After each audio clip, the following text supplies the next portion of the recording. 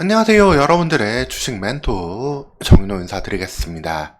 오늘 시간도 핵심만 쏙쏙 뽑아서 종목에 대한 내용 전달 드리도록 하겠습니다. 오늘 같이 살펴볼 기업은 에이징랜드가 되겠습니다. 제가 일전에 에이징랜드가 어떤 일을 하고 있는지는 좀 말씀을 드렸는데요. 반도체 디자인 하우스라고 말씀을 드렸습니다. 이제 반도체 팹리스랑 파운드리 사이에서 협력을 해주는 중간에 이어주는 역할을 하고 있는 기업인데요. 이를 통해서 향후 다가올 MPU 시대에 상당한 성장 동력이 있다라고 말씀을 좀 드렸습니다. 이 부분 오늘 좀 자세히 또 말씀드리면서 현재 주가가 한번 상승 이후에 좀 눌러지고 있는데 이 부분이 어떻게 되어갈지도 말씀드리도록 하겠습니다. 에이징랜드 같은 경우 이제 11월 달 MPU 관련주들이 사실 상당히 좀 좋았어요. 이제 에이징랜드뿐이 아니라 반도체 IP를 갖고 있는 칩셋 미디어 같은 기업들, 그리고 리노공업처럼 반도체를 테스트하는 기업들 모두 다 MPU 관련주로 부각이 되면서 상당히 좀 급등세를 보였습니다. 이 MPU는 내년에도 계속 화두가 될 거예요. AI 시장에서 기존의 강자였던 엔비디아의 점유율을 계속해서 뺏어올 수 있는 분야이기 때문에 이쪽에 대해서는 관심이 높아질 수밖에 없다라고 보시면 되겠습니다. 즉 거기에서 수혜가 나오기 때문에 에이징랜드는 일정 부분 좀 조정을 거친 다음에 한번 또 강하게 모멘텀 나올 수 있다라는 점 여러분들 기억해 두시면 되겠습니다. 사실 이런 IP 기업들이나 디자인하우스 기업들은 밸류에이션이 상당히 높게 받을 수밖에 없어요. 매출을 뭐 한 1000억 원 하고 그리고 영업이익을 한 100억만 낸다 하더라도 밸류에이션 100배 받아가지고 시가총액 1조도 가능하다라고 보시면 되겠습니다. 전 세계에서 가장 이런 역할을 하는 기업들 중에 가장 시가총액이 크고 유명한 기업이 바로 ARM이 되겠습니다. ARM은 이제 반도체 지적재산권을 갖고 있는 기업인데요. PER 밸류에이션이 253배예요. 즉 이런 기업들은 계속되는 성장에 대한 높은 밸류를 받을 수밖에 없다라는 점에서 에이징랜드는 내년에 실적이 나오면 충분히 높은 밸류에이션이 나올 수 있다고 보시면 되겠습니다. 그 바탕을 말씀을 좀 드릴게요. 이 부분 좀 가볍게 이해하시고 가시면 되는데요. MPU가 뭔지 간단히 좀 설명드리도록 하겠습니다. 여러분들 CPU, GPU는 많이 익숙하시잖아요. CPU, GPU는 우리 사람의 뇌처럼 일종의 중앙에서 명령을 내려서 연산을 처리해주는 걸 이야기합니다.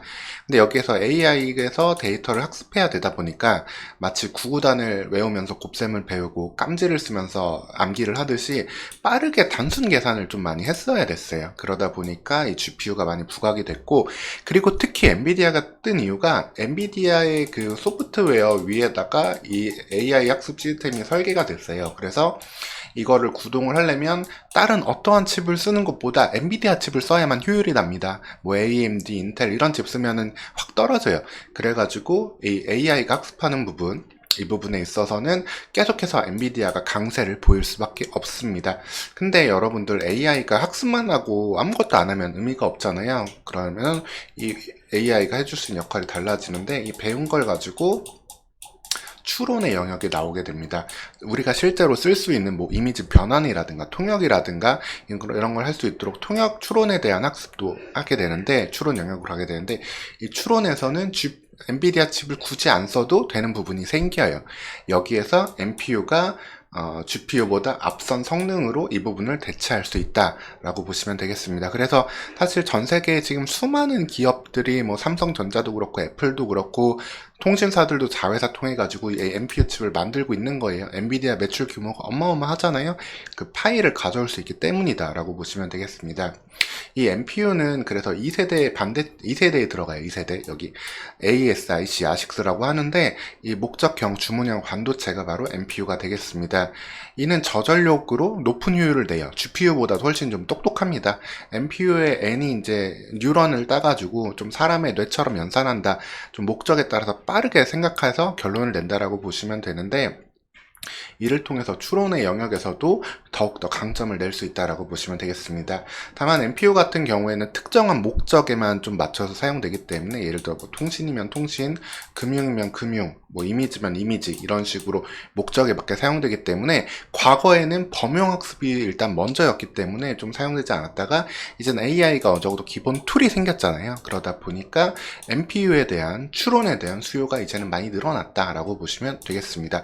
그래서 지금 시장에서 계속 NPU 하는 거예요. NPU 칩들 많이 만들고 있고, 갤럭시 X24에 들어가는 엑시노스에도 이렇게, 이거는 스마트폰 AP 안의 모형인데요. 이렇게 GPU, CPU, 그리고 NPU가 항상 들어가 있다라고 보시면 되겠습니다. 그렇게 되는 게 NPU고, 또 하나는 S24 말씀드린 김에 더 하나 말씀드리면은 온 디바이스라는 개념이 지금 많이 나오고 있어요. 즉 스마트폰이나 노트북 컴퓨터에서 바로 서버랑 소통하지 않고 AI 작업을 수행하는 걸 이야기합니다. 서버 없이 직접적으로 기기단에서 이제 번역도 되고 통역도 되고 이미지 고해상도로 전환도 되고 온갖 AI 작업을 할 수 있도록 해주는 걸 이야기하는데요. 그렇기 때문에 이 온 디바이스에는 이를 수행할 NPU 칩이 필수적으로 많이 들어갈 수밖에 없다. 갤럭시 S24가 이를 촉발할 거다라고 보시면 되겠습니다. 근데 말씀드렸다시피 NPU 칩은 만드는 곳이 정말 수백 곳이에요. 수백 곳. 삼성전자도 하고 있고 뭐 애플도 하고 있고 말씀드렸지만, 이제 우리나라 통신사 SKT에서도 사피온이라는 자회사를 통해 가지고 현재 연구를 하고 있고요. KT에서도 리벨리온이라는 자회사를 두고서 하고 있습니다. 각각의 칩 이름이 있는데, 리벨리온은 아톰이라는 칩을 만들었고, 사피온 X220, X330을 만들고 있는데, 여기에서 에이징랜드의 핵심이 나와요. 에이징랜드가 바로 이 사피온 X330을 같이 연구를 하고 있는 상황이다라고 보시면 되겠습니다. 에이징랜드 매출 현황을 보면은 이 AI 부분에서 이렇게 매출이 나온다라고 말씀드렸잖아요. 이 AI 칩 매출이 사피온 X330의 연구 개발 매출이다라고 보시면 되겠습니다. 그래서 이 부분이 양산이 되기 시작하면은 향후 3년에서 5년 동안 지속적으로 매출이 나올 수 있다라고 보시면 되겠습니다. X330 같은 경우에는 SK 서버 쪽으로 들어가는 칩이기 때문에 해당 수요는 안정적으로 나올 수 있다라고 보시면 되겠고요. 이를 통해서 2024년에는 기본 매출을 쌓고 신규 개발건들을 가져오면 이후부터는 더욱더 성장이 될 수 있다라고 보시면 되겠습니다. 그래서 사피온 같은 경우도 앞서 말씀드린 것처럼 연산 속도가 매우 빨라요. 엔비디아 GPU보다 상당히 빠르고 전력 효율도 기존의 2배로 향상이 됐습니다. 이런 부분들 때문에 이제 추론형 시장에서 기존의 엔비디아 GPU가 하고 있던 부분을 일정 부분 대체할 수 있다. 엔비디아 주가가 그래서 좀 일정 부분 좀 내려갈 수도 있는데, 이런 부분들을 새로운 많은 기업들이 나눠 가져갈 수밖에 없다라고 보시면 되겠습니다.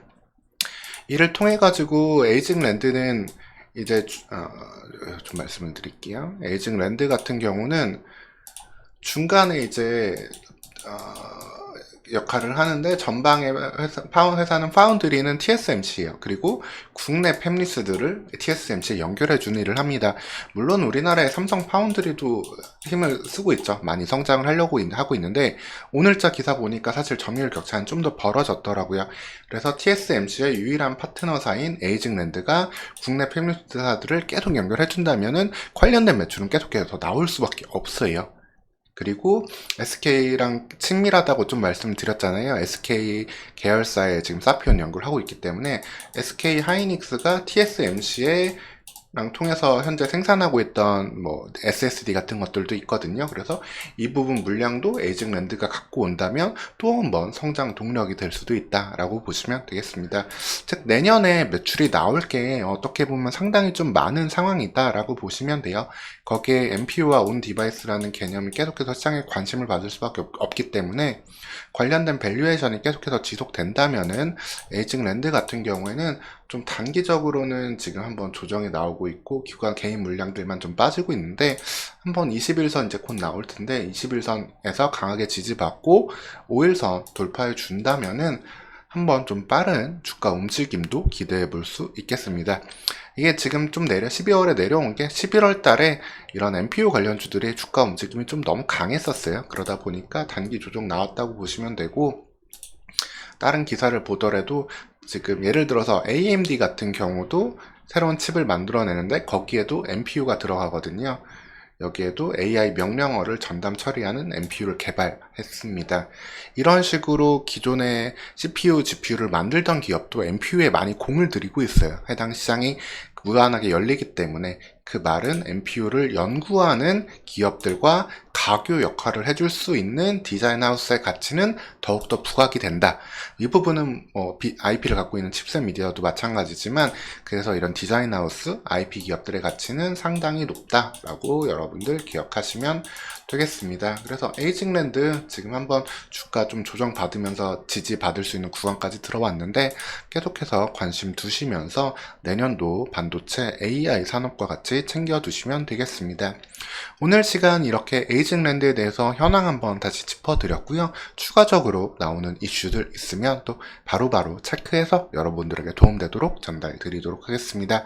여러분들 영상 잘 보셨으면 좋아요, 구독도 한 번씩 부탁드리도록 하겠습니다. 오늘도 시청해주셔서 감사합니다.